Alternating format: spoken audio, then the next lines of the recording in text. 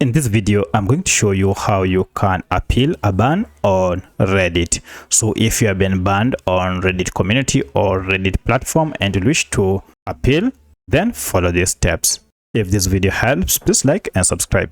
Alright, to get started, just go to any browser and just search for Reddit support.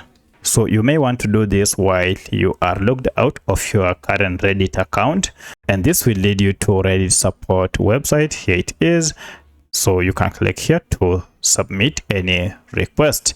Now once you get to this official support page, go to Reddit help, and from here scroll down until you see this option, get in touch. Choose the last option, submit a request. Now once you are here, choose community help, and then scroll down. You can see we have here an option for you to submit your request. So write your request and submit the details. This is the submit button. If you have any file that you wish to attach, you can add it here before you make your submission. So that's how you can appeal a ban on Reddit. If you have any other question, kindly let me know in the comment section. Otherwise, thanks for watching, and let's meet in the next video.